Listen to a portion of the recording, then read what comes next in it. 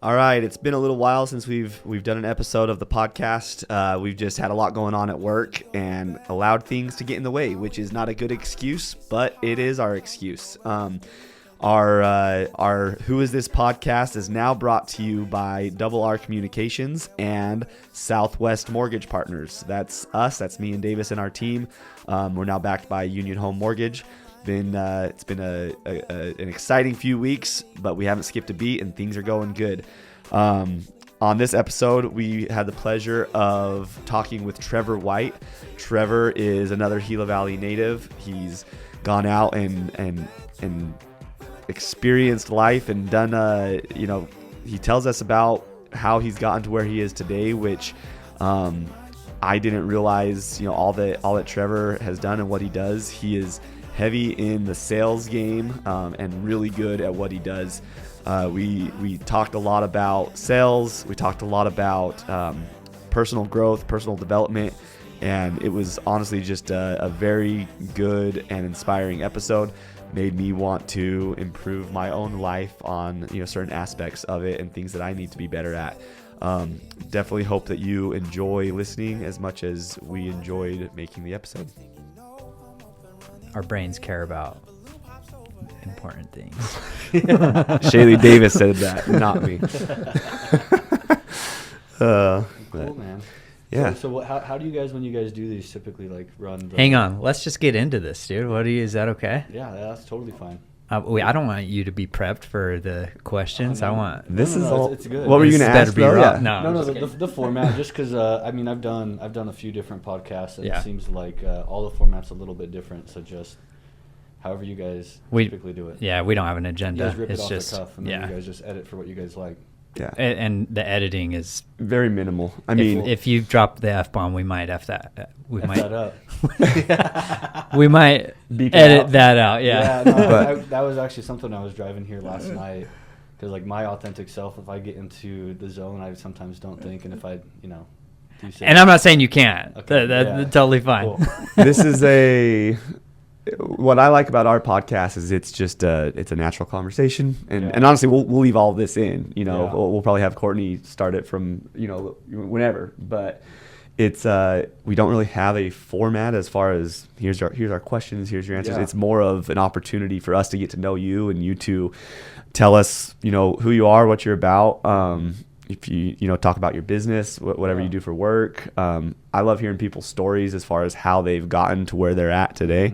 I feel like that's what makes a good episode, is when someone has a cool story or just shares about their background. And because what I've found, and with especially in my life, but also talking to other people, is the route that you take to get where you are is never expected. I got my degree in Parks and Recreation Management, and I'm not doing anything even remotely related to that. But, that story of how, of me going to school and me talking to the people that I talked to, who I met, that's all kind of what led me to where I am today. And so I always find it interesting to hear people's stories and, kind of how they got to where they're at.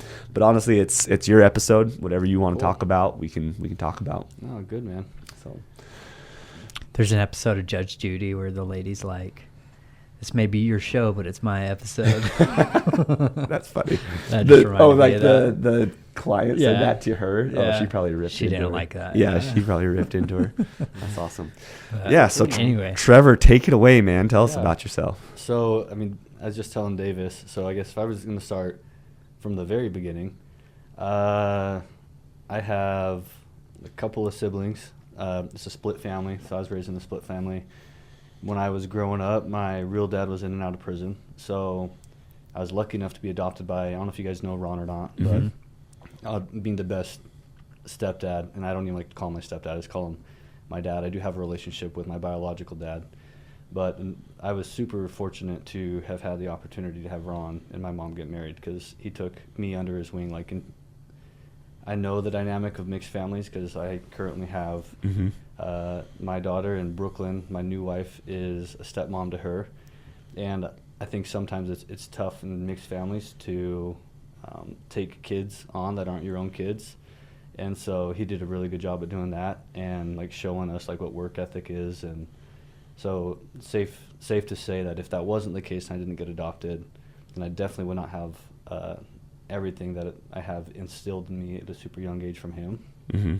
And so starting all the way from the beginning with that. And then, then shortly after that, I went to Thatcher High School. After I graduated from school, I served a mission, I think like a lot of people did, which I grant a lot of authority to in regards to some of the communication skills and stuff that I was able to pick up and that I took on to use further in my career. Where did you go?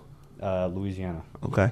Yeah, cool. Baton Rouge. Okay, that's awesome. And I love it. And I still go back when I can to try to visit people that are there and the culture, go back to LSU games and do those kind of things. That's awesome.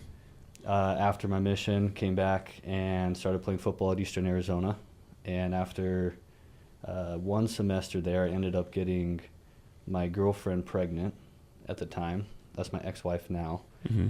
You met her at EA? Met her at Mm-hmm. EA, yeah. She was a cheerleader. She was a freshman cheerleader, and I was playing my first semester of ball there. And I actually had a scholarship at the time where I was going to go to Dixie State, and I was getting ready to go to spring training. And it was right then during that break semester between that where I found out that she was pregnant. And I think in the LDS community, one of the options that's heavily recommended is, hey, like, you guys should get married. Mm-hmm. And it wasn't even necessarily anyone telling us that, but I think it was just more the feel that Mm-hmm. I had. And so I was like, hey, let's get married. And we did it. And we were on and off for 3 years while we were married. Then I got divorced, which, I mean, it's a big part of the story, but I won't go like too deep into all of that. Mm-hmm. And when I got divorced, I was running a sales team. And that's when me and Reed were like working together doing door-to-door sales. Oh, I didn't know you guys Were you worked doing, together. was it pest control or alarms? Dish. Or So Dish, we were doing okay, satellite gotcha. TV together. Those are the three main ones, right? It's Yeah. pest control, alarms, and dish. It was. Solar, dude. Don't forget And about solar, solar. yeah. Solar. Yeah, that's so true. I started off doing solar. So Yeah. Michael Romney recruited me. And I was like in this pinnacle moment where I was trying to make a decision between enlisting in the Air Force. So I was doing all the like research, meeting with a recruiter. My dad was in the Air Force, and then his dad was in the Air Force. And when you have a baby on the way and you have $150 in your bank account and you don't have a job and you guys are both college athletes, it's like, okay, what are we going to do now? Because Yeah. it's time to grow up. And met with Michael Romney because someone made a connection like, well, hey, instead of fully jumping into the Air Force, give it, check out a couple of different options. And then he recruited me to go do solar, where I did solar for my first year of door-to-door in Phoenix. Had a lot of success for a first-time rookie. And at that point started getting looked at. The way the door-to-door game works is people come on, they try to offer you sign-on bonuses to go jump to their solar, to their company to do door-to-door. And that was with Dish. And so from Dish, we went out to Minnesota and then did a summer there. I was still married at the time.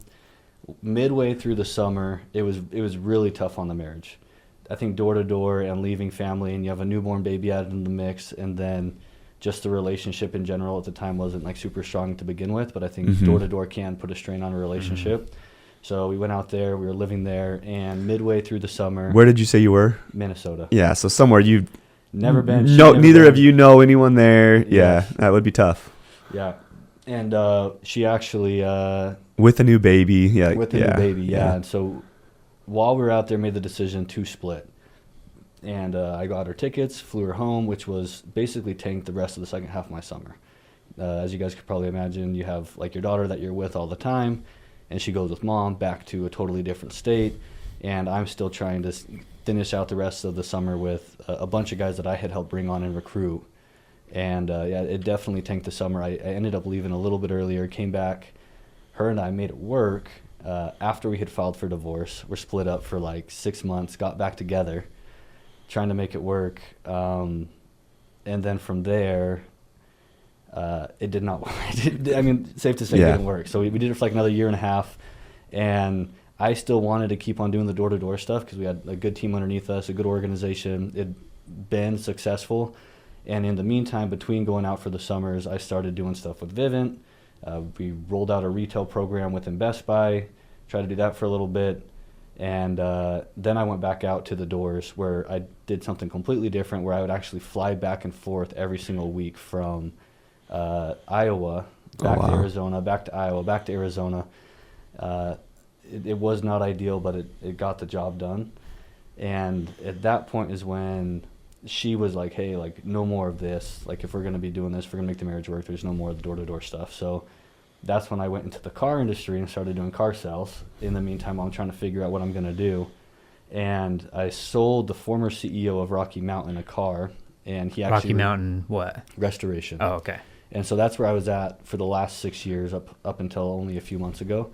But that's how you met him, though, was you sold him a car and then he recruited you. Yep. Okay. So I sold Adam a car. That was his name. He sold the company like 2 years ago to private equity and made big bucks. And he recruited me and actually started their sales team. And from there, we scaled Rocky Mountain from like a $1.8 million company to $16 million, sold to PE. And that's where a lot of my background comes into play, like within the business space and personal development and learning a bunch of professional sales coaching. And whenever I was there, once we got bought out by PE, like I had the opportunity to start scaling, like with positions with them and more like a corporate position. And so went from overseeing the sales team at Rocky Mountain as like the sales manager to overseeing business development and sales to then taking on a regional director of sales position for the private equity company. And that was evolving to where I was traveling all across the country, meeting with restoration teams and helping them that were in our portfolio companies know how to do business-to-business sales and then in-home sales for their sales teams. And then it was about 4 months ago that I made the decision to walk away from the private equity world and start my own thing. And so I'm talking a ton right now. No, This is perfect. yeah. I wanted to ask you, so when you hear restoration company, you don't think of sales, so can you talk about that a little bit as far as, what that entailed for you? Like, what sales were you doing? What types of sales? So initially when I had started the sales team at Rocky Mountain, it was way new to the industry. This was 6 years ago. And it was more of an experiment for the in-home sales side of things. So opposed to just having a technician show up to the house and get the water damage taken care of when someone had water damage or fire damage, you had someone on the front end come in and help walk them through the process, get all the paperwork signed, help file a claim with the insurance carrier, and then we'd hand it off to the operations team. And we found really quickly that it worked because you'd get leads in the restoration world from plumbers and from insurance agents, from Google, and they a lot of times want multiple different quotes, or sometimes feel like, hey, I don't know if this is worth it for us to move forward with restoration. Maybe I just want to handle it on my own or go out of pocket. And so as an in-home salesperson in restoration, like you're trying to get as many leads closed for whatever is like ethically justified for restoration to happen in the house. And so we saw like super fast closing percentages from leads coming in went from like 50% to 80%. So we knew the method worked, and we scaled it out organizationally, where we started hiring a bunch of different sales guys in-home. And then we had people that specialized in doing the operations. And so when we had 2 people specializing in like their specific domain of what they were good at, then everything was better. So all the operation guys were really good at doing the operation stuff, and they were comped on the size of the job. And then you have the in-home sales guys that would be comped off of the number of jobs that they could sell and their closing percentage. And it helped scale us from, like I said, like a $1.8 million company to $16 million. And then the more specific that you can be in any business, then when private equity comes in and they can see how structured you guys are and all the systems and processes you have in play, the higher the multiplier that you can sell your company to for private equity. And then private equity came in, and then everything becomes more data oriented. It's as much as the private equity company tries to maintain culture and morale and give you guys like, hey, you guys have freedom, do what you do, and as long as you hit your numbers, we're going to stay out. There's just a lot of stuff. Sounds familiar.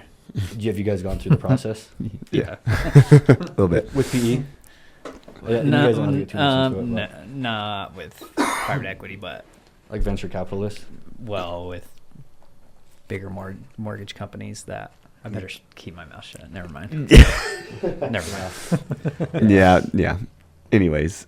So, yeah, so I mean, that's what happened. And as much as like a lot of people have negative things to say about PE, I have a lot of really good things to say about it, because it actually created a ton of opportunity for me and the family. Yeah. Mm-hmm.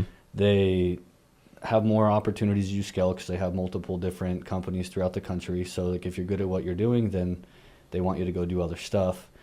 And then I was also able, whenever we sold, to get a piece of the pie of the private equity company as a shareholder. And so then whenever you flip and you turn, then you also get money from that. So it worked out really well on the PE side of things. But once I was in it for long enough and I was like in the director of sales position for them and I was going to all these other brands and helping them out and coaching them, I started to realize how heavily the PE company was leaning on guys like me, to where I had to shift kind of my orientation to, like, I don't want to keep working for a PE company. One day I want to have a PE company. Mm-hmm. And in order to do that, you have to start off with opening up your own in-home service business. For me, that was the route I chose to go with garage doors. Okay. Mm-hmm. And so yeah, touch on that now. So now what are you doing exactly? So right now, I just opened up a business called Local Garage Solutions. We do garage doors and epoxy floors. And when I say garage doors, like all the way from maintenance, repairs, new installations, and in-home services, in-home services. So like the playbook that you use for plumbing, HVAC, roofing, restoration, it's the same type of playbook you're going to use fundamentally for the garage door side of things. Just a little bit of a different product. A little bit of a different product. Obviously, like the service is going to be different. So that's been a good learning curve for me as I've been getting out in jobs and getting my hands dirty and trying to learn a new trade. Why did you choose garage doors? Well, one, I was like, I assessed the market. Did like minor market analysis is definitely not my forte, and realized really quickly that in the garage door space, it wasn't nearly as competitive as restoration or plumbing or HVAC in Phoenix. You have a couple of really big companies that have essentially monopolized the market, which does a couple of things. They dictate price, and so they can charge an arm and a leg for whatever they're going to do. Mm-hmm. And the margins are so crazy that like you can go in and you can offer a more reasonable, friendly price like a local company, and you still have good margins. And then I have a couple of buddies that are connected with Tommy Mello, and I had the chance to go to his facility, get to meet him, see what they were doing. That definitely piqued my interest. And then the last thing, I can't do anything in the restoration space because I have a very strict non-compete with the private equity company, which isn't like your standard Arizona non-compete, which doesn't mean anything nowadays. But at the private equity level, because I still have shares in the PE firm called High Ground, and so if I were to go do anything in that space, they'd hit you with they it. can enforce it. They can actually enforce it. Yeah. Okay. And so that's what led me to the garage door side of things, and so far it's been good. We just so we have 2 part-time techs that we've been using, and then we have our first official like lead tech hire. He starts on Monday, and so getting him to actually help train up some of the part-time guys that we're doing, and then one of those part-time guys is actually leaving his job and he'll be starting full-time with us. And so far it's been good and fun to scale and learn and do those kind of things in the space. I also still have sales coaching contracts, one with the PE firm that I have, and then I'll help in-home service businesses where I'll come in and I'll do sales coaching for them, which is sometimes a little bit of distraction from the company, but it is what I'm passionate about.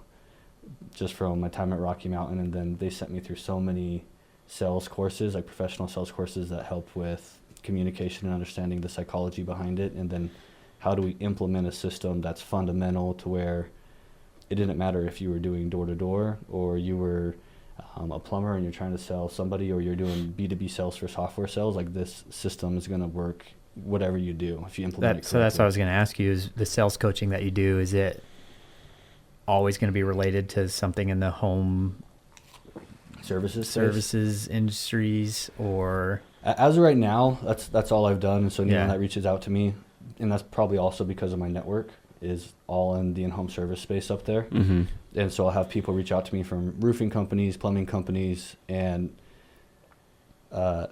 asking, hey, can you come in and talk to our sales team, and then get on a contract where I do like monthly or bi-weekly coaching with them.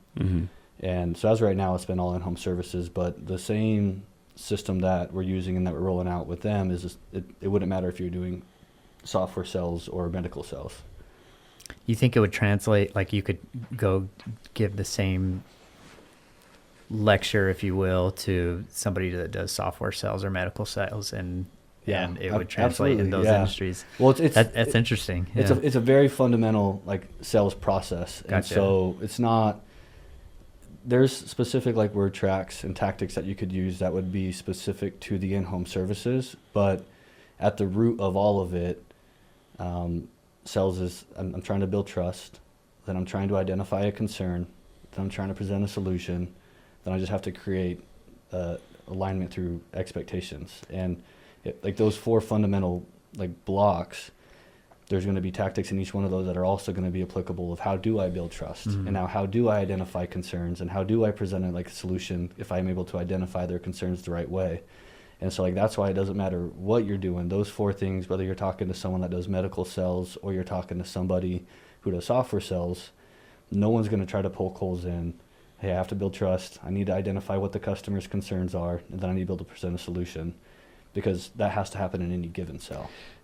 That makes complete sense, because if you have a good salesman that knows what they're doing, they know how to do those things, and it doesn't matter what the product is. Yeah. They might have to go and learn about the product a little bit so that they can come across as an expert about it, Yeah. But it's your successful salespeople all have the same qualities, and it's what you touched on. So that makes complete sense to me. Yeah.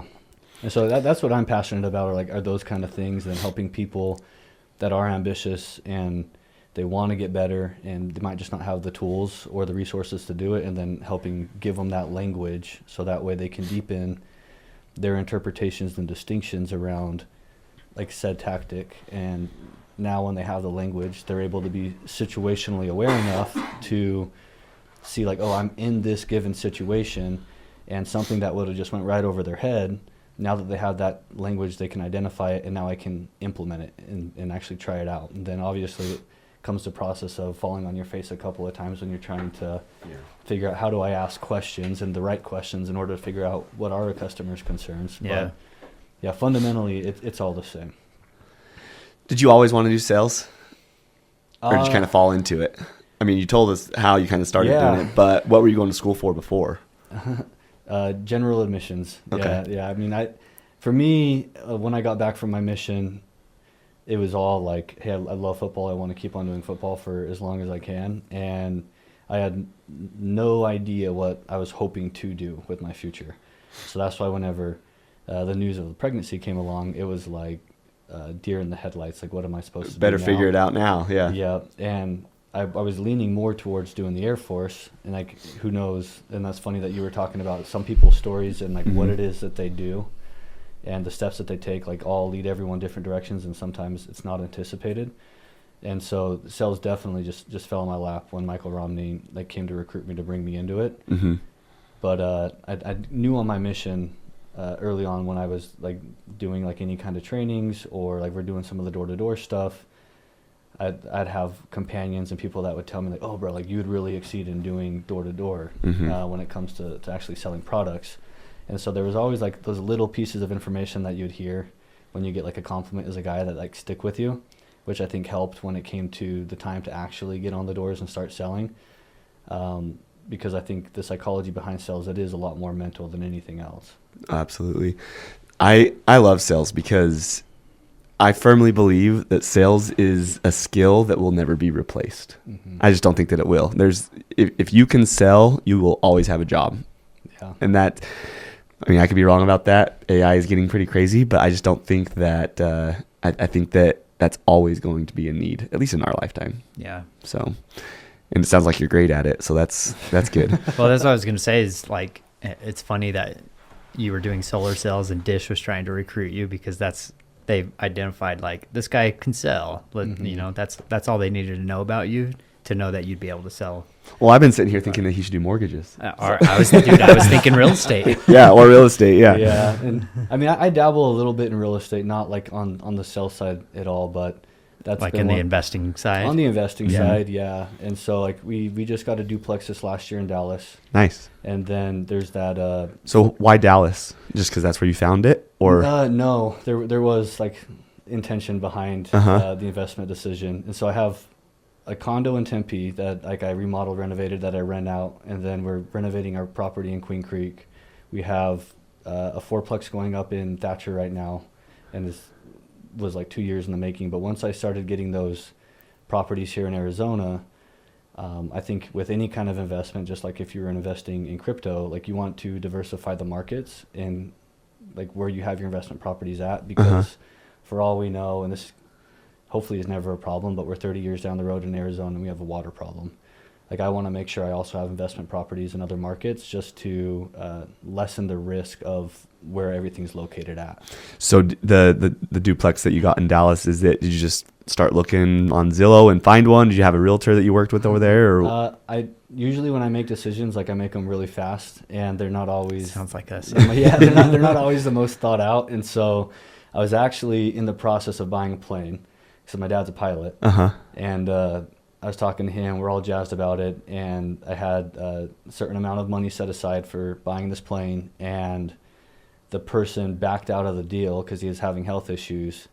And as soon as he backed out of that deal, I took that as like the sign of, okay, like, maybe I should go take this money somewhere else. And so one night I was looking at planes, and then the next night I was looking at duplexes in a couple of markets. I was looking in Kansas City, and I was looking in Dallas. Okay.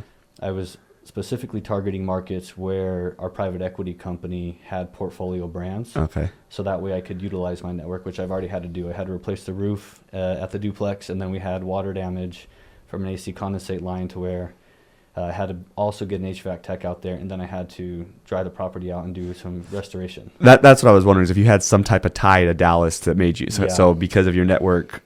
Correct. Which, yeah, that's smart. Okay. Yeah, and I think I'll always try to do that when I look at properties in different markets, is try to get something where I know people there, so that way, like, I was lucky enough to get all the water damage repaired for free, and then the HVAC guy came out there, and because of his relationship with my contact there, I got like a really good discount, and then the roof I got completely replaced for like $6,000. So wow, it worked out really well, but I think it was enough for me to be telling to say, okay, I always want to go in markets where you have contacts. Yeah. That's why, I mean, I've been nervous to expand any of my rentals outside of right here. Like, I have a cabin in Alpine, and that's as far as I've gone, but mainly because of that reason. I don't have those types of contacts as far as, companies and stuff, but I'm like, I want it to be close in case something happens so that I can take care of it. So that's nice that you have those contacts that can help. At any point, like, if you are looking, and like, I can help make any kind of connections for people that are there, it might not carry as much weight. It's not even going to carry as much weight for me now that I'm out of the private equity leadership role I was in. But there's still like a lot of people I trust in those other markets too. So if you ever are looking, if I can help make connections, like, cool. Let me know. Appreciate that. But yeah, I had a train of thought and I just completely lost it. Sorry, I probably made you lose it. No, you're good. So you have the cabin in Alpine, and then what else did you say you had? Yeah, so I've got I do an Airbnb out of that cabin in Alpine, and then I have a duplex here and a triplex here. Nice. That they're super old properties that I got a good deal on, but they've been good investments for me. You've done like renovations and stuff to them? A little bit. I didn't even have to do a lot. Just like maybe some paint and basics. Yeah, I had to fix them up a little bit, but nothing crazy. And what's nice about Thatcher is because I don't use any type of management company or anything, because I just don't think it's necessary at this point, because there's so many people that need rentals. I mean, whenever I have a vacancy, I just throw it on Facebook, and I have seriously 30 people that day saying, can I look at it? So that's another reason why I know that it's needed here. So I'm like, how much of a need is it somewhere else? Markets? Yeah. Yeah. Well, yeah, Thatcher's growing like crazy right now. That gets me excited to hear that, because those fourplexes are estimated to be done like end of January. It's like the walls and the roof are finally up, and so that was one of my. Where's it at? They're the ones right here by on 20th. So it's right off of like the Discovery Park Road Yeah. and the hospital in that corner that are popping up right now. And it's separate from that other building that's been up there forever, right? And okay, so it was a project that took 2 years to get off the ground. Okay. I'm trying to think of like what not to say and to say on this, but I guess I'm just going to say it. Like, if you are looking to build anywhere, I highly recommend staying out of Safford and doing something in Thatcher with the county, just because of the permitting process was a nightmare. I can honestly say that's not the first time I've heard that. So I think that's a safe thing to say. And it is what it is. Yeah, it was, maybe the city of Safford needs to start hearing that from outside sources. I hear that all the time. Make them know, like, this is what people are saying. And here's why people are building in Thatcher. Maybe this needs to be revisited. And I don't, and that's why me and Mitchell were so surprised initially when we're having like meeting with some of them, and like how many hoops we were having to jump through, is because like there's also a need for housing there, just like there is for in Thatcher. But I can't put it all on them. Like there were some things with the engineers that we chose to use that we had some setbacks with, and then some miscommitments from the architect, and like all of those moving pieces that were also kind of falling apart that did not help with the going through the permitting process. But it was a nightmare. So it is good to see it finally starting to actually go up. Who's building them for you guys? Ellerman. Okay. Yeah, Brian Ellerman. I knew that actually. Okay. Yeah. And is it you, Mitchell, and Reed? They're all in on it together, or is there anyone else? Reed's in it, Mitchell's in it, Brian's in it, and I think Brian's sister's in it. Okay. So me and Brooke, my wife, we only own one parcel, so only one fourplex. Okay. And then there's 6 separate parcels, so it's 24 units going in. Nice. And I know that also, I think, made the process a little more complicated than if we were just doing like a standalone fourplex, or even better would have been doing like a triplex, because then How many are there? 24. There's 24 units total. Okay. That's awesome. No, it's exciting, man. Well, once they broke ground, I mean, it's gone pretty quick, because it I drove by there the other day, and they had the foundation up, and now, I mean, like a couple weeks later, they already got walls, and they're moving fast. Yeah. No, it's good, man. But yeah, so some of the real estate stuff, like I do try to dabble in, but not on the sales side of things, just on the investing side of things. Yeah. And then the sales coaching, and then the local garage solutions to try to get the garage door stuff off the ground. I was going to ask, what's for your business, what's your footprint right now? Footprint, like in where we're located at? Yeah, like what areas are you servicing? So we service the whole Phoenix Valley. Gotcha. The marketing and stuff that we're turning on is targeting primarily the east side of the valley, so Queen Creek, Mesa, Gilbert, Chandler, those areas. But like we have a call and surprise on Monday, so like we will hit anything. Yeah. But so far, that's what we're doing. We'll see as we continue to scale, like if it makes sense to be a little bit more niche. But as of right now, like we'll take whatever we can get up there. Right. Yeah. That's when you're starting a business, that seems to be do what you got to do kind of thing to get some wind underneath your wings, I guess. It's been fun. And then the contract I have with the private equity company to do the sales coaching, that actually wraps up this month, because I had committed to helping some of the brands for 90 days. And so I'm excited for that to be done. And I'll still do some of the sales coaching with some of the local businesses that aren't a part of the PE firm. But on Monday, I have to fly out to California because of that contract. And I'm there Monday to Wednesday. And with having a newborn baby of 2 weeks, that just gets a little bit old. Yeah. I going back to your new business, I imagine obviously there are certain costs associated with starting a business. Are you self-financing everything, or did you've got some investors? I was going to ask that too. Is it like its own separate business, or are you like a type of franchise? No, it's its own separate business. Okay. Like I think what's really popular nowadays, and I had a little bit of like concerns or hesitancy in doing it this way initially, because I've seen it flop a couple of times, is having a capital investor come in. They get X% of the business, they front the money on the front end, and then you run it, you scale it. And so that's the route I ended up choosing to go after, meeting with a couple of capital investors that were willing to back me to help get the business off the ground and started. It definitely helps with getting stuff going faster. And so like that new employee that we have on Monday starting, we already have like a brand new Mercedes van that he's going to be getting in and like getting the vehicle, and doing it that way is less risk on the front end, where I can hold on to more capital to continue to invest into real estate with still the same outcome that we're trying to produce, which is in 5 years, go to market.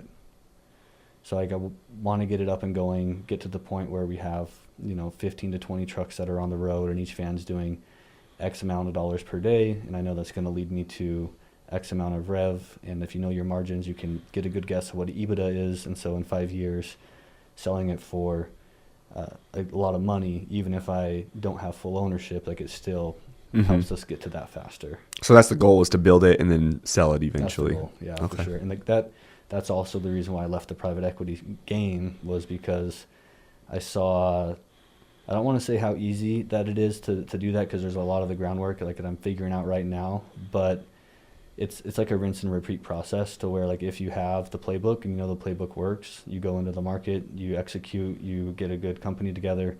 And PE loves in-home services, as everybody knows right now. 6 years ago, when Rocky Mountain Restoration, the company I was with, was the first restoration company in Arizona that was privately owned, specifically targeting plumbers, was the first to get acquired and to sell.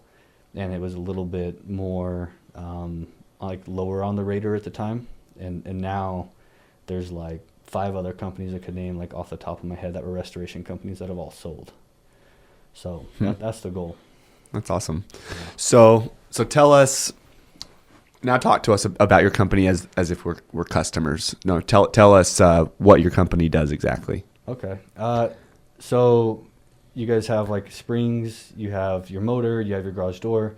I'll talk specifically about the garage door stuff because candidly, like we're doing epoxy, and epoxy is actually busier than garage doors is right now. That's what I saw them on Facebook, which you have good Facebook ads, by the way. I was like, oh, this is cool. So I hit him up on Facebook. But yeah, the epoxy floors look really great. No, it's good. And as far as the Facebook ads go, that's all Weston Wilbank. Yeah. So I use him for all the meta ads. I used him when I was at Rocky, and I help try to plug him in. Shout out Weston Wilbank. He's been on the podcast. He was like number 3 2 or 3. Yeah, he was one of the very first. You guys have had him or like Braven come talk to you guys yet? We haven't had Braven. Yeah, we haven't had Braven yet, but he'd be a good one too. But yeah, Weston was like our 2nd or 3rd episode, I think. Yeah.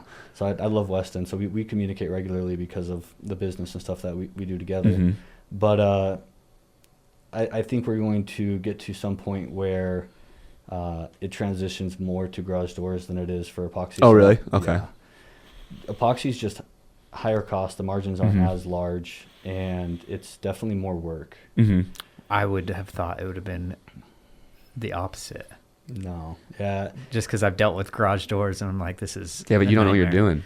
It's true. But Well, I don't even want to say like necessarily more work. Like they're different types of work, and because epoxy is not as like I don't know if specific's the right word to use, but it's not as like technical, to where there's way more epoxy companies out there than garage door companies because you learn the system and you can roll it out and do it a lot easier. Right. You do have to have a more specific trade when it comes to garage doors. Yeah. I bet there's more DIYers too. But that's why that do epoxy themselves. But that's why I would think it would be higher costs for garage doors and higher markup for garage doors. okay. So like there's better margins in garage doors than there is in epoxy floors. It's not like there's a crazy difference, but we're talking like probably 15 to 20%. Yeah. And if the goal is to sell, it's not as much about revenue. You could scale both of them and you would be able to produce, let's say, twice as much revenue. At the end of the day, when you're selling to PE, like they only care about EBITDA, which is essentially like gross profit with, out tax and all of those kind of things.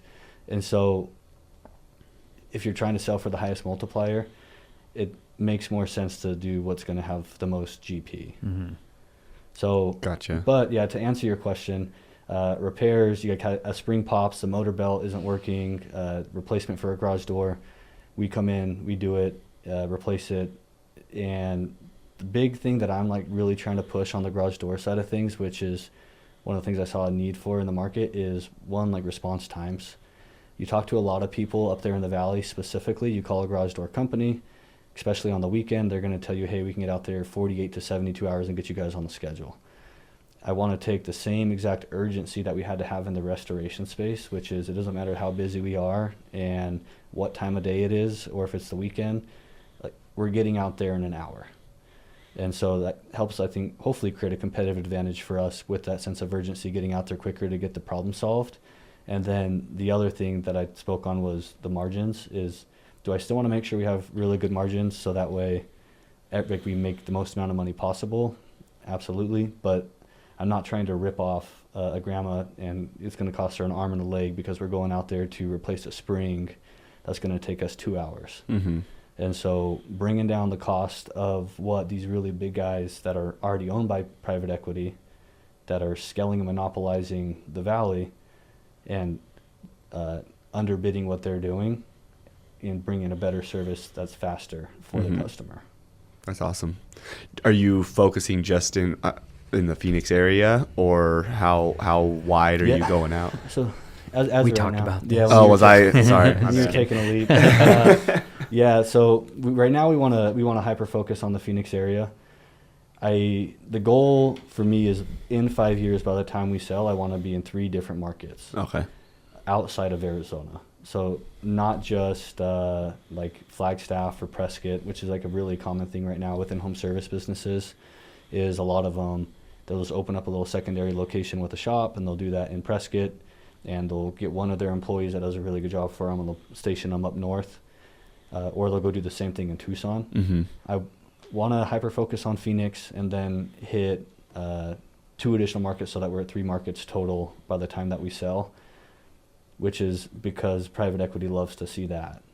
Like, if you have a system and a process and a service you can offer that works in one market, and then you're able to show we have equivalent margins and it also operates in this market and another market, it adds to the multiplier what they're willing to pay for it. Mm-hmm. Because it shows like you guys have a system that works. I love that.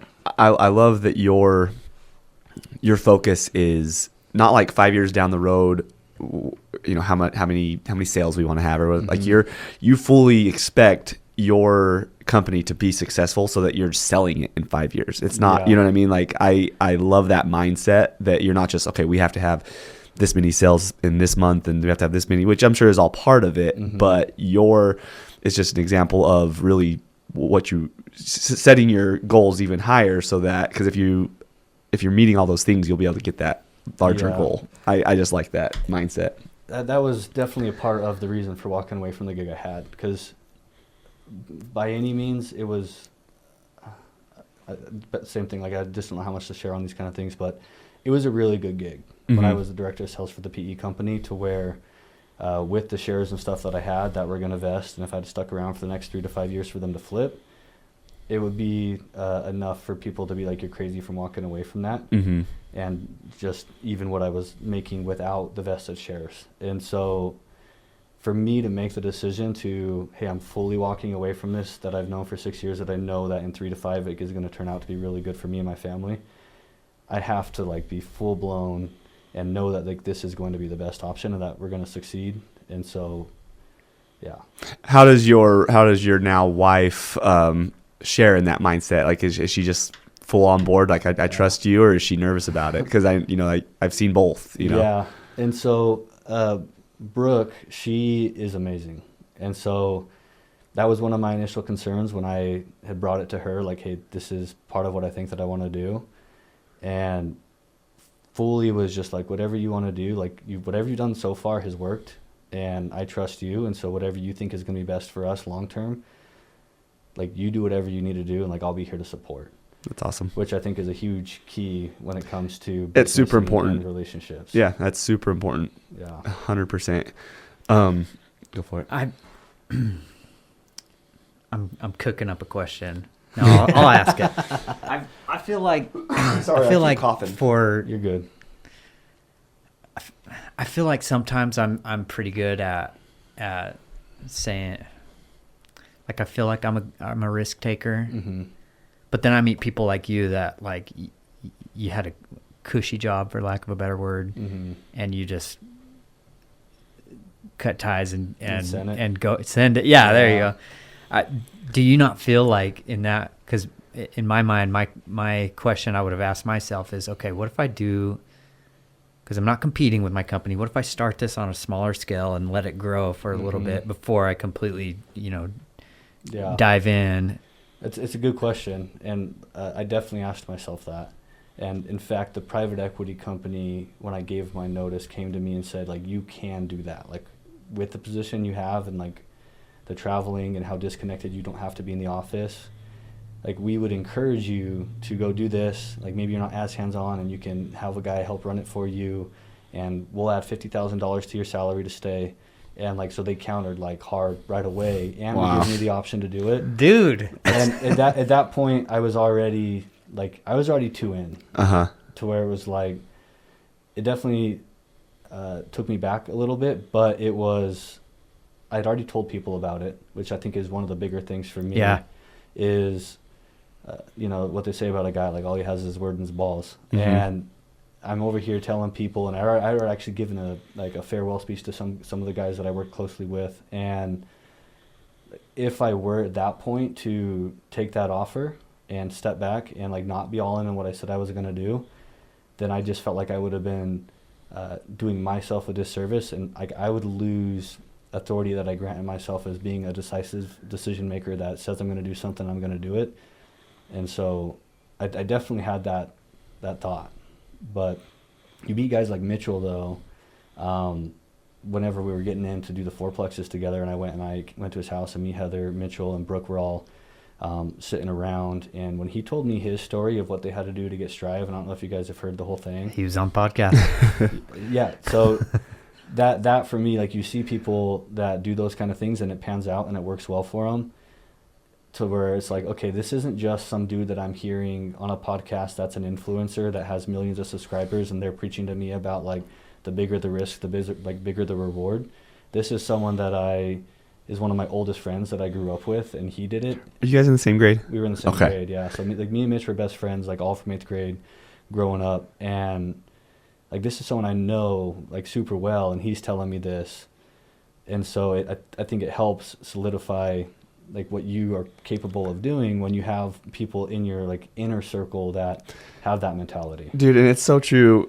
You are who you hang out with. Yeah. Like, I don't know why that there's so much truth You're to that. an amalgam of the 5 people you're closest with. Yeah. Really. And so, and Mitchell's story is so cool because when Mitchell is such a, it'll all work out. just a babe. He's like, I was telling you before we started, I've done a few loans for Mitchell, and they've all of them have been like tricky loans. Yeah. Like, and at times we're like, I don't know if this is going to work out. I would call Mitchell and be like, okay, here's where we're at. And every time I talk to him, I would always expect him to be like, oh, crap, what are we going to... But every single time I talk to him, it's okay, all right, well, let me think about this. And every single time it's worked out. He's like the perfect example of just manifesting things. Yeah. Like just have good thoughts and it'll all work out, and it works. I mean, it's crazy. And like, to that, I think it is like his dad is the same way, and so like it's proof in the pudding of like, I mean, look, he was very new to the game when it came to having the Goodman complexes, and I can remember like me and Mitch painting those back in like 9th grade, and like I would see the cash they'd bring in, because a lot of it was cash at the time, and I'd be like, wads of cash, and I was like, dude, what the heck? And like, he would tell me like, well, yeah, like they're not making a lot of money right now because they were so fresh, and like they're still like paying stuff off, and like, but now you look at them, like, I'm gonna guess that they're paid over like tenfold. Oh, yeah. Easy. And yeah. so, especially given the time that they did. Yeah. They did that was what, 20 years ago? But at the time, like, he took the same risk, and so like, I mean, you see it play out with Mitchell and with Reed. And I think it's adopting that mentality of like, when I have an obstacle, like, this doesn't mean like this is impossible to overcome. Like, I'm not just going to sit down and like roll over because of it. It's just an opportunity for me to get more creative and work around it, and have that same mentality of like 9 out of 10 people, they're going to face the same obstacle and they are going to sit down, they're going to roll over. And because I'm not going to do that, and regardless of how creative I have to get, like, it's going to set me that much further ahead than everybody else. And like, they definitely have that. They have the sauce. For sure. Yeah. Yeah.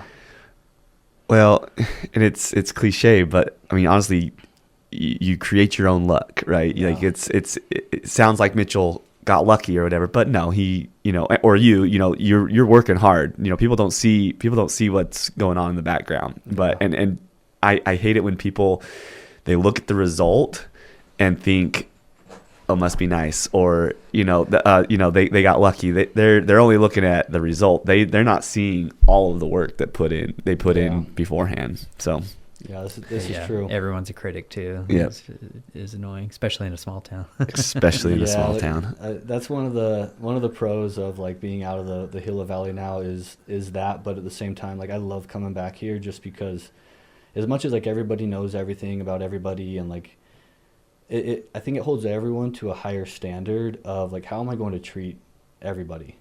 And I guess the best way I could put it is like, you don't see nearly as much road rage here in the Gila Valley as what you do go up to the valley for one day, and you're getting honked at and you're getting flipped off, and that doesn't really happen. You're never going to see that person again. And it's the same thing. You go across someone in the street, and if they treat you like crap, or they, whatever it is, like here, even if you're having a bad day, which is I think what a lot of people chalk that up to up there, just to get like justify someone else's behavior when they're treating you like that. It's like, oh, you don't know what they're going through. Here, it doesn't matter. Like, if you run into someone that you know you're going to run into again and they flip you off, or like they're treating you like crap, it doesn't matter if you're having a bad day or not. Like, I'm still now forced to show up better, because you have to care about your identity. Otherwise, like, you're not going to survive. Well, especially as somebody who is a business owner or runs a business, like, if you cross somebody, everyone's going to hear about it. Everyone hears about it. Yeah. And even and fast. Very fast. And I hear about that here, and it's like crazy because I'll hear about some stuff that to me sometimes doesn't sound like that big of a deal because of how cutthroat like the PE and the corporate world was up there. I'm like, that's just like an every Tuesday up there, where it's like, oh, it's business is business. And here, like, it doesn't fly because it is like the I call it like the criterion standard. Like, the standard of criteria that people have here is so much higher. And like, people are willing to work with customers like more than what they would up there to give them a good customer service, because I know I'm going to see this person at the at Denny's on a Saturday morning. Yeah. Well, on top of that, especially in our world, like, we give good customer service to that customer, that's going to turn into another customer. Oh yeah, the word of mouth. 9 times out of 10. Yeah. And I only hear good stuff about you guys. Vinny, good. Vinny speaks highly of you. I haven't had the chance to use you guys for anything, but I guess moving forward, just let us know. Yeah. Did we talk about where you met your wife, Brooke? We didn't. So Brooke and I mean, she went to Thatcher High School. What? She's a few years younger. What's her last name? Howard. So she's a Howard. Oh. I don't know if you know. Okay. Johnny is her grandpa. Oh, I didn't know that. Yeah, so John Howard's her grandpa. See, people leave, and then I just figure they we meet had someone John else somewhere else. John and Jenny on the podcast. Yeah. Okay. No, I think I came back home, and it all worked out. I think one of the other things too is like when people leave, you're looking for something in somebody that we're talking about, like the higher like level of care or the customer service. I think that also translates to what you're looking for in a significant other is, hey, what's their morals? How are they going to treat me? I want to marry someone that's going to fully trust me to do what I'm going to do as the provider of the home. And like Brooke had all of those things. And there's a lot of people in the Valley like that. It's not like that. Like and for you to find the right person, which I dated around a lot, like my dating history and relationship history is like super messy, but like it all came full circle for me ending up with someone back in the Gila Valley that ended up being the biggest blessing ever. And dude, it just makes everyone's lives easier. You only have to go one place for Christmas. You only have to it does make it way easier. Which, by the way, congratulations, new baby, yeah, new baby, brand new baby, right? 2 weeks. Golly. Yeah. So wait, who's Brooke's parents? Shane Howard. Oh, I didn't know that. So Shane Howard, and then her mom's Myra, but her stepmom is Amanda. So Shane and Amanda. Yeah. That's where we stay every time we come down here. They're awesome people. I did not I put that. I didn't put that together. Don't they live on the corner? They live right on the corner right there. Yeah. We lived like right down the road from them. Yeah. No, I feel super. I feel super grateful for having them as in-laws. I think as a guy or as a girl, like you always have a little bit of concern of like how well am I going to get along with my in-laws, and marrying into that family, like it's like their family, and so like they treat us really good. They're awesome. Yeah. I have you gone and seen John and Jenny's house yet? Yep. It's looking good. It's the one up on the hill. You know which one it is, right? Mm-mm. When you're driving down 8th Street and up on the hill. Over there, like right outside of Quail Ridge. Yeah, outside of Quail Ridge. So when you're driving down 8th Street and you look south, there's the huge cotton field, and then they have that hill on top of Quail Ridge. Yeah. That's theirs.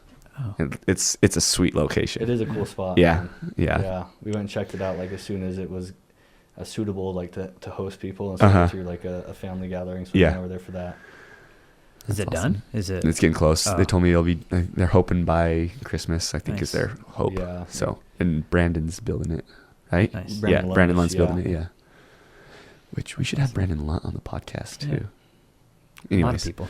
There's so many people. So many people here doing good things. There really is. There's so I love this valley. There's so many. The other thing that's crazy too is like you go up into the Phoenix Valley and it makes the world a lot smaller when you have the connections that are down here. But you can definitely tell when someone's from the Gila Valley, even up there. Or like multiple people from the Gila Valley went and they worked at Rocky Mountain at some time or another, and they still have like 3 guys there from the Gila Valley, and like as soon as they like start crushing it and making a name for themselves as like someone that works super hard, they don't complain, they get it done, like which stands out because that's not common in today's society, and so something that's uncommon, people notice, and you know, the VP or someone from the private equity company, like, oh, who is this kid or who's that person? I'm like, oh, actually, like they're from my hometown, from Thatcher. And like, oh, of course, man, we just need to set up a recruiting station down in Thatcher because anyone that we bring up here out of Thatcher crushes it. Well, think about all the, I mean, going to EA, there's constantly pest control companies recruiting at EA. Yeah. So, but yeah, there's just something about this valley. I mean, and obviously we have a bias, but it's correct. It's a correct bias. Yeah. Dude, there's something about your guys's age group too. There's a lot of cool stories and entrepreneurs in yours and Mitchell's class, and you know, both ways a couple of years. Derek Christensen, how he was close to you guys too, right? I'm still close with Derek. Yeah, so I do some stuff with him up there. Okay. Yeah. And I mean, just lots of I love entrepreneurs. I just love it, and I love hearing their stories, and it's always a good time. This is what happens is we get every time we sit and talk with an entrepreneur, we get so inspired and we go back to the office and talk about our ideas and then don't do anything. Me and Davis are sissies. Like we like to think we're entrepreneurs, but we're not. like our business is, you know, we are a branch of a bigger company. And so we had to go out on a limb to do that, but nothing like starting your own company from scratch. I mean, just not nearly as much risk involved. And I don't know, I'm okay with it. Well, I mean, you guys are, I'm assuming you probably do some real estate stuff too with them. Yeah, I mean, that in and of itself is its own form of entrepreneurship. Yeah. I agree. Yep. There's definitely risk in accumulating properties. And it's lower risk than some things, but it takes capital and it takes time, and I think it's definitely a path that can help get you to your ultimate ambition. If you do it good enough for long enough and get enough properties, like it's definitely the path to make sure you and your wife get taken care of and you have like the good life. Yep, and that's the goal. That's right. My goal is to not have to work for, well, I'm 60, 70 years old. Yeah. Maybe not even 50. I got like really lucky when I was at Rocky. They took like all the executives and they forced us to go through a business philosophy class. It was called AJI. And in the class, like the very first meeting that you have, they have you build out your ultimate ambition, and they say, like, what is the dollar number that you need in order to retire? And it's pretty crazy. Like, we're all pretty close to the same age, and the way that they do it is they have an equation estimated based off of inflation, and then how inflation over like every 6 years, if it's going up 3%, like you end up doubling it, and then long story short, like the number is never what you think it is, and like it ends up being millions of dollars more than what you think you do need. And so it was good because they let you see, like, this is the number like that you need to be at in order to live the good life with you and your wife, to take care of them in retirement.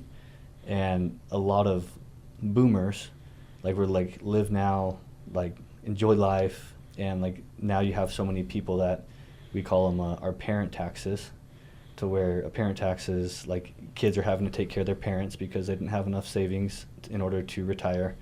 And so they basically just like instill the fear of God in you of like becoming that, and this is where you need to be. And then they help give you language as to how do you fill the gap, because like you hear that number and you're like, dude, how much money am I making right now? And if I was to save X amount of dollars and I put everything that I could into a 401k, like, and all these things, like, I'm still coming up way short of the number that I need. And so they help you learn how to design strategies and tactics and narratives and offers, and like really break those down in order to figure out what are the blind spots and how do I fill them. And so it was cool. But again, what you were just saying kind of reminded me of that. What was that called? It's called AJI. AJI. Spell that. AJI. Yeah. Yeah. So I did it for 2 years. I gotta check that out. Yeah, that is like right up my alley. It's a cool course. Yeah. It definitely helped, especially when private equity came in. And so Adam, the former CEO, was like very, very tactful. And part of that came from him taking Aji for years and years. So like everything you're doing, you do it with an intention, all the way down to pushing all my executives through this business philosophy class for 2 years before we sell to private equity. So then when private equity comes in and they're going through due diligence, they talk to all the members of leadership. If you can sit there and you can hold a competent conversation and actually speak their language to where like you're aligned with your distinctions, it's very rare for someone to go into the in-home service space and then go talk to upper management and technicians and them get like business, whatever that is. And so it was all done tactfully by him to be able to come in and, one, to help us is, you know, part of the narrative he speaks to us, but the ulterior intention is I'm going to get a bigger multiplier because they really want us. Mm-hmm. So, but it's a good course. It's definitely not like, I don't want to say like for the faint of heart, but I was up many times until like midnight, 1 o'clock trying to get my reports done to get them sent in, where I'm having to write a whole page about how do I design a narrative or how do I design a fresh, new, and compelling offer and like what makes it fresh, new, and compelling. And then it goes into like some sales stuff as well. So, what do you mean you were up at, like as part of this course? Yeah. You were required to do that? Yes. Oh, Yeah. And when I say required, that's like all like you were based off- committed to doing it? I was committed to doing it, and in that course, like they also go deep into commitment and like what makes up somebody's identity, and you start talking about trust and keeping your commitments and like dignity, and that's where we go into like the whole as a man, like everything's your word and your balls. And so if I say I'm going to have this done by this date and I don't, well then even if you've done everything else in time in the past, it only takes one oh shit to cancel out 10 attaboys is like what they would say. And so I like that saying. Yeah. That's so true. Holds true in our industry Yeah. too, yeah. They people are so They quick only to care forget about all the the good last things. deal, what Yep. happened on the last They're so deal. quick to forget about all the good things. Yep. Yeah. And Wow. so that's when I say it was like a requirement. Like it feels like it was a requirement because of how deeply they brainwash you into the philosophy. And like if you're drinking the Kool-Aid, then like, yeah, I'm not going to not do this because if I don't, then it's going to tarnish my identity. And then I'm not going to have people grant me as much authority. And when you're assessing somebody, like in any kind of assessment, like we sit down here and like you and I are talking and we're making assessments of each other, and like we do that based off of language and body language and how we assess somebody's behaviors. And how we assess someone's behaviors is going to be strictly dependent on our background and like what we were taught to make assessments, whether it was like just culturally, like through your friends, through school, which is a lot of what we were talking about before. Like there's a lot of alignment here in the Gila Valley because there's so much like culture that's shared. Mm-hmm.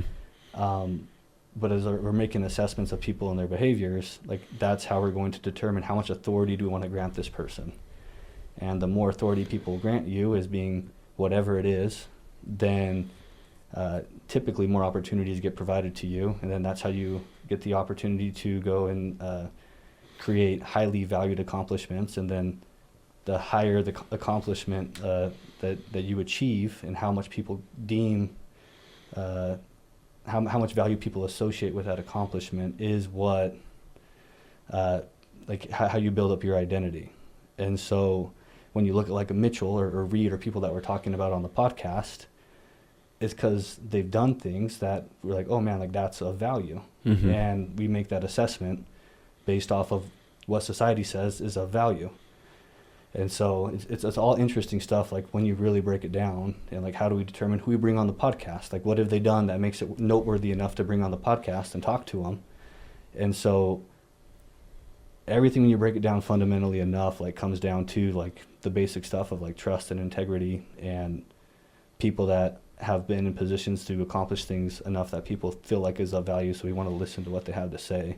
So that's why when I have time with Mitchell, like I value the time I have with Mitchell. Mm-hmm. And I mean, like Cam Bodden, I don't know if you guys know who Cam Bodden is. I'm in his coaching group, and like there was times I'm at the gym with him and I get the chance to catch a lift. I value the time that I have with that guy because, I mean, he just sold his businesses for $100 million, and I grant him authority in the domain of business. Yeah. And so then there's people in church that like, hey, they live really good spiritual lives, and so I want to grant them authority in what they're doing. And so like all of it put together like accumulatively as we try to make assessments of all domains of life are how we like build close relationships and who are we going to trust and who are we not going to trust. And so small minor breaks in your commitments like slowly can deteriorate that to where when there's something big that happens, you lose a lot of authority for somebody. And some people like enough to say like, I don't want anything to do with that person just because of what I heard this person say about them. Mm-hmm. Which is why I'm like, yeah, your identity ends up being like everything in a lot of cases. Very well said. That was Great that was perspective, yeah. that was a huge rant, but No, That that was was perfect. awesome. That was, Clip that, Courtney. yeah, that'll make a good video. dude. And then I think on the other side of that, what sometimes gets tough for me is, I mean, I have a lot of baggage.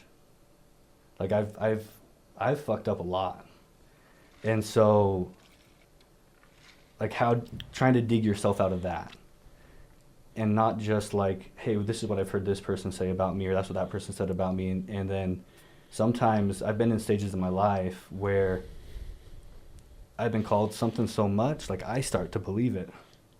And so I think it's important on the other side of that, being able to detach yourself from what other people might be saying about you, and like you create who you are in your reality. And I could have done all these things, but it doesn't mean that it's too late for me to restart. And like that's why I left the church for a long time, for like 6 years, and recently me and Brooke made the decision to go back. And a big piece of that was like I just didn't feel like I belonged there, and which was all self-talk to myself, and like I didn't feel comfortable there, and like I'm not a good person. And like it's been a journey going back, trying to like rebuild that, because like I'd get in front of certain people and I'd feel uncomfortable.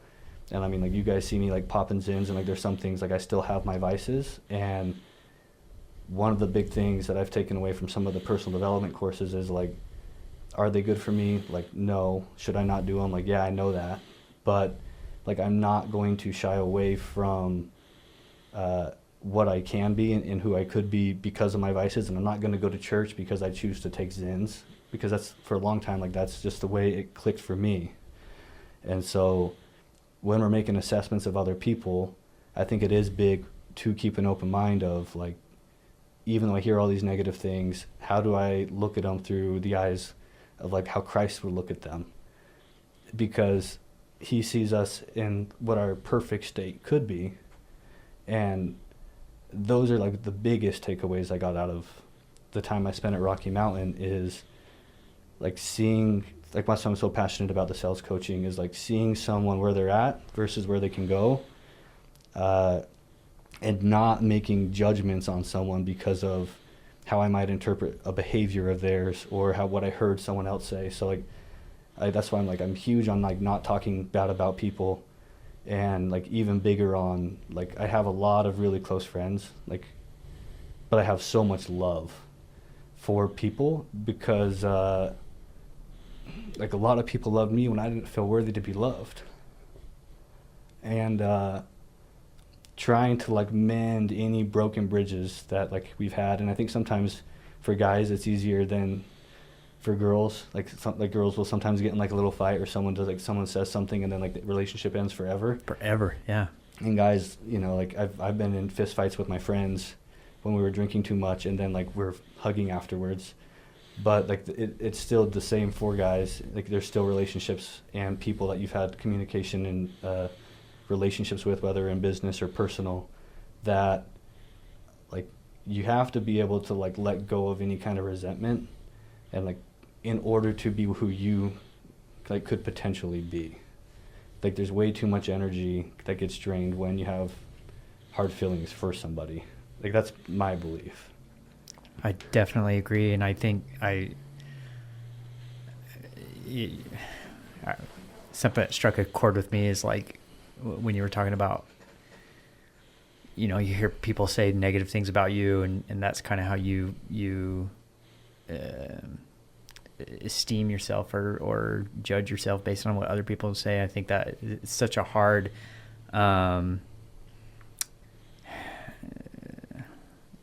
what is the word I'm looking for? tool to gain is not judging yourself for what other people think about you. And I think to your point, guys are probably better at that than girls for whatever reason. And I see that in the women in my life and their lives. Kind of what you're saying is like somebody will say something and it'll ruin relationships. Guys aren't the same way though, and I don't know why that's like that. But anyway. Yeah, dude, something that you just said, that you try to avoid talking bad about people. I think that's super important, and that's something that even like with I don't go around talking bad about people all the time, but when I'm like with people like that I'm really close to, I'm more likely it's easier to, like I would never publicly say this about anybody. Yeah. But I think that it's important to have that same state of mind even when you are with people, people that you're close to. And I just think that there's power in positive thinking, and that's something that I need to continue to remind myself, because I can get to points where I'm constantly just thinking about the negative. And it's funny because like I'll have a bad day that everything just seems like is going wrong and it's pissing me off. I have a terrible attitude. Like everything feels like everything's just terrible.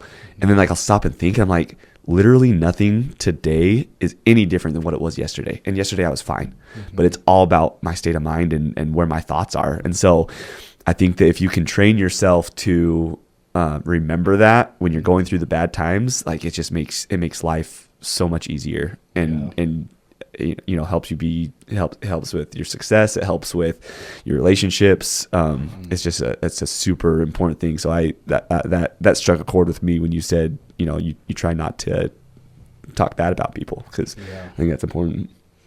Yeah.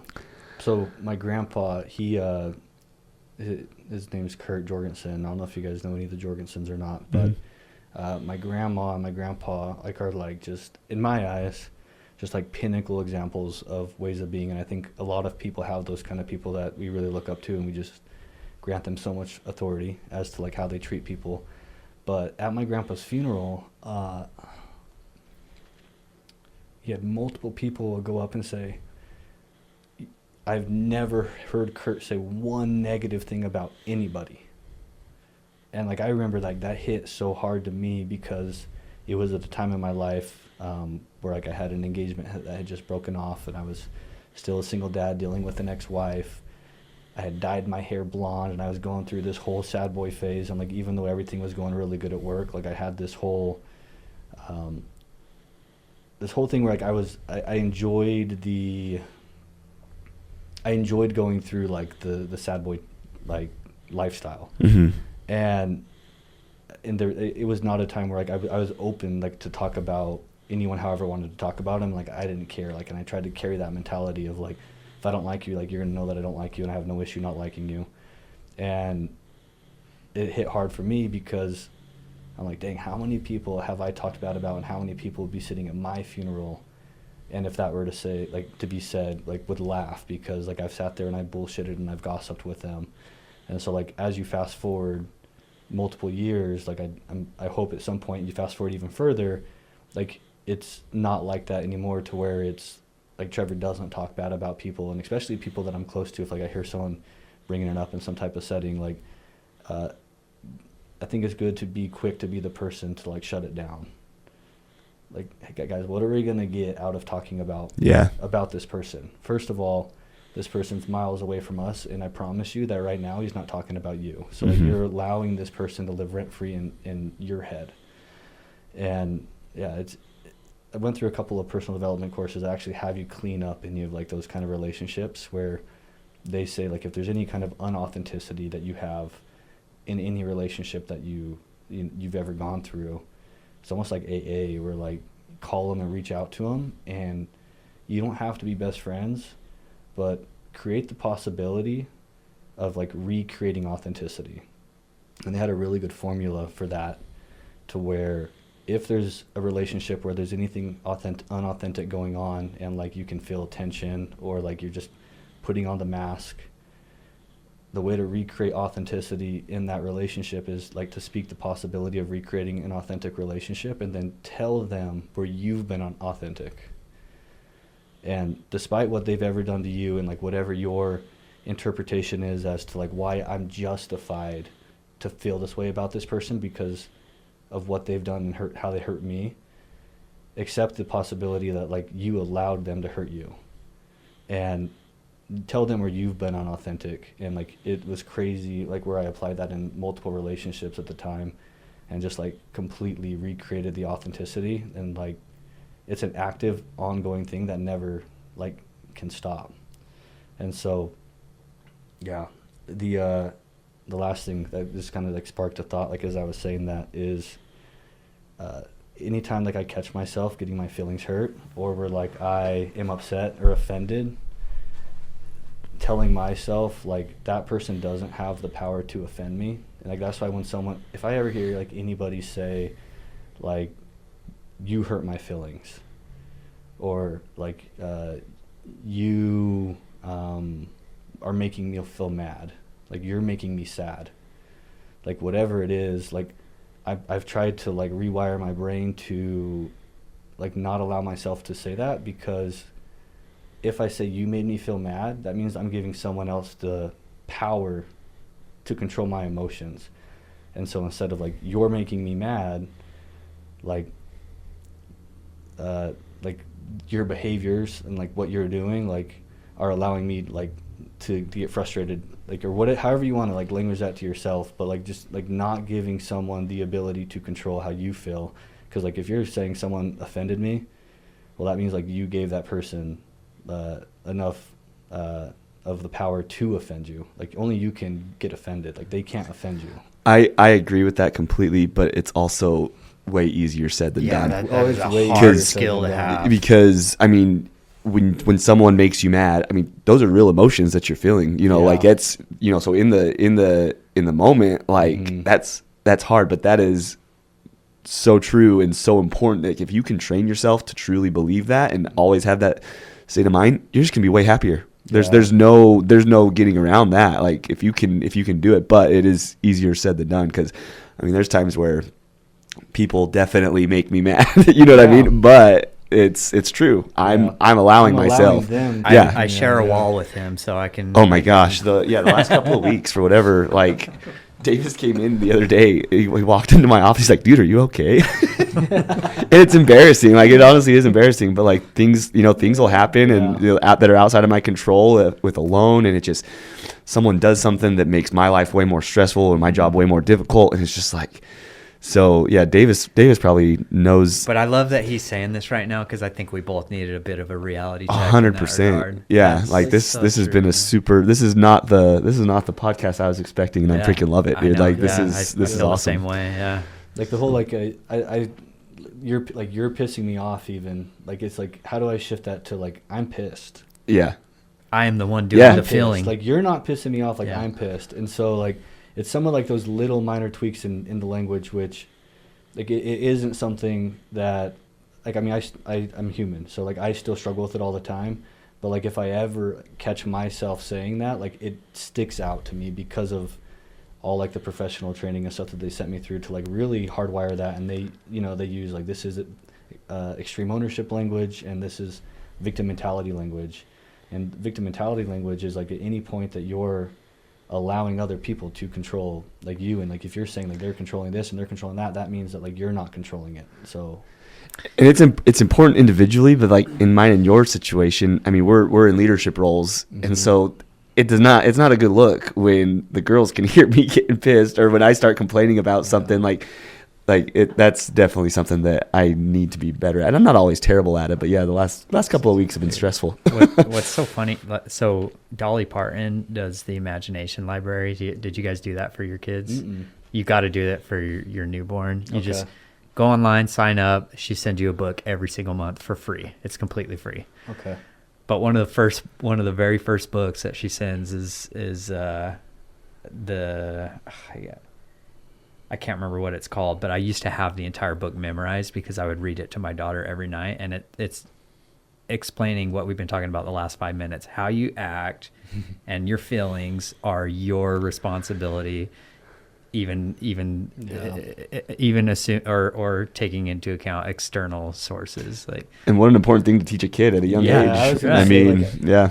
At that age, like it's crazy. There's a book I read one time called Growth Mindset, and it went into like the study of children and the ones that were taught language at an early age of taking extreme ownership and being able to control everything that you guys do. And when you're faced with trials or difficulties, instead of shying away from them, it actually, like, they were taught like to like get you excited, because now this means like I'm going to be challenged, and I know that when I'm challenged, it gives me the opportunity to grow. And it was a really powerful book because there's another thing that like kind of attaches to that I really like. One of the courses I've gone through is called Landmark, and they talk about like your story, and all of us are always living in our story, like whatever that is. And sometimes our story, as to like to justify some of our ways of being that could be better than what they currently are, can be like flipped just like this. And so like when they really dig into like your past, and they go all the way down to like your first traumatic childhood experience, as to where like you adopted language to justify your way of being, like when you're upset or frustrated, and they help you walk through like that's just a story, like that's literally all that it is, like, and you control your story. So it's powerful stuff. And sometimes like I'd get so ingrained and indoctrinated, like drinking the Kool-Aid for a lot of these courses, to where there are times, and it's funny, I was talking to Brave and Grant about this last week when I went and lifted his facility, and he's been through a lot of the same courses, and he was talking about like challenging even the philosophy that you're taught in some of these courses, because they all have an agenda too. You're paying to be at their course, and they're teaching you all of these things and getting you to come back. Well, and a lot of them can seem pretty gimmicky. Oh, yeah. Honestly, a lot of them can. And so, anyways, I didn't mean to interrupt your thought. A lot of them are gimmicky. Yeah. And like when you talk to someone who's also been through it, all of a sudden you have like this really big bond, and like you guys share like a lot of experiences and talk about a lot of like the tactics that they use. And like the whole concept of what like Raven was talking about was like sometimes like you can take it to too much of an extreme. Mm-hmm. And I definitely resonated with that, because there's been times like in business where I'm trying to help some of like my employees like shift their way of thinking and challenging it like all the time. And sometimes I probably definitely came off like an asshole. And I think that I was doing it with like the right intentions? Then I do. But now you like look back, and this has been a couple of years now from when I first went through the course, and like I was just like preaching all of these things. Like it's really not that deep. Mm-hmm. Like most stuff in life is not that deep. yeah. And we create meaning, like we're meaning making machines as humans. Mm-hmm. Someone looks at me a certain way, I attach a meaning to it. And then I make an assumption as to like what did they mean by that, and you're going to do that based off of the last time someone looked at you like that, or like whatever you attach to your behavior of looking at someone like that. Mm-hmm. But like at the end of the day, like it's just none of it's that deep. And so like they use the philosophy of like it's not good, it's not bad, it just is. And so as meaning making machines, sometimes it's better like just to like pull back and try not to control everything. Because when me and Brooke first got married, and she would use like the you're making me mad, like, or you're making me like you're pissing me off, and like I tried to like have those conversations to like get her in the practice of trying to not use that language. Like I can't control your emotions, like you're mad, and if there's something that I'm doing, like dude, it was How did that go the first few times? it's still like now I'm just like at the point where like when it happens, like when she's really frustrated, there's no reason for me to bring it up. And I think it goes back to like further conversation of like at the end of it all, like it's just like loving someone in spite of them potentially doing something different than what I think is the right way to do it or not to do it, instead of trying to like control everything. Because as sometimes being like a bit of a control freak myself, and like if my way's the right way, and like you're never gonna tell me any other way. Like sometimes like I can adopt that. It's I think good to remind myself of like it's not that deep, and like I don't have to control everything, because like that's the tendencies and behaviors of a narcissist, of thinking everything revolves around me. And so having been called a narcissist many days like of my life, whether it was like through marriage or divorce or like scandals of things that were going on, I'd like look up the definition, I'd look up the meaning of like what does this actually mean? Like everyone's getting thrown around like this being called a narcissist, and then I read some of the traits and like I realize like some of these things I do. And so like now I'm gonna try to do everything in my power to not do these kind of things and not try to control everything and everybody.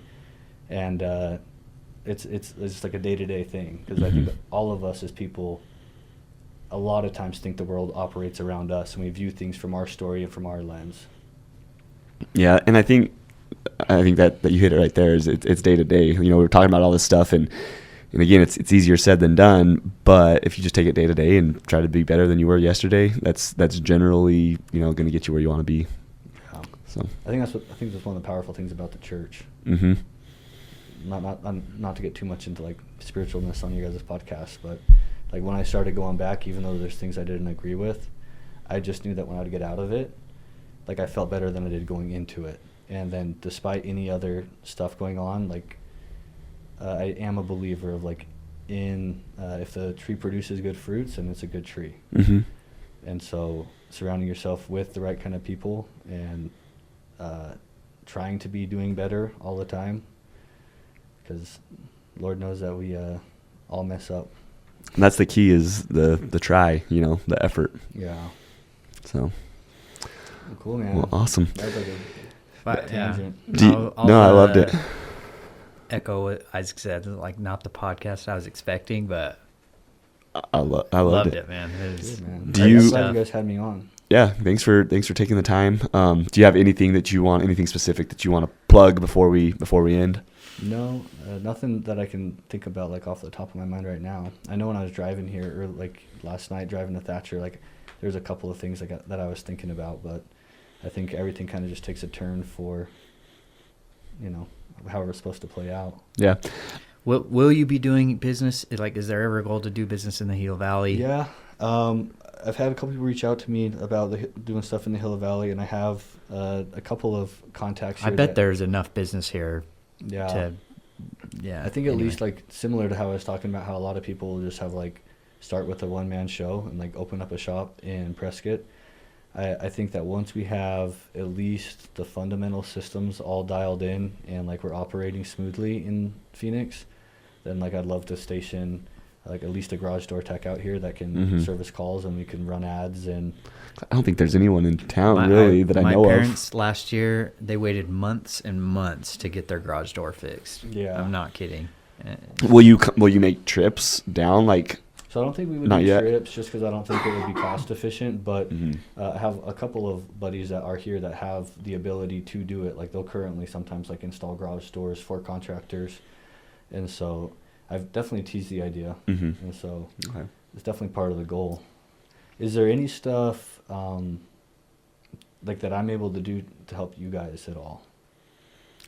Like any kind of relationships that are key for you guys to make, or like connections? I think before we started, you talked about tapping us into your networks, and I'm excited about that. So, yeah, nothing off the top of my head, but I appreciate that question. Yeah. Honestly, that's awesome. I feel comfortable enough with you now that I can come to you if I do have something that I could, I think you might be able to help me with. Yeah, please do. If there's like even like anyone up there or like different markets or anything, I'm a huge believer in like trying to like offer help, because people that have done that to me and like have taught me that philosophy, and they've helped me out a ton. Like I try to reciprocate wherever I can, and a lot of times like if I'm not able to reciprocate, then like I'm sorry, but I think that it's a really good goal in business. Like the primary purpose of anything that you do is to try to help.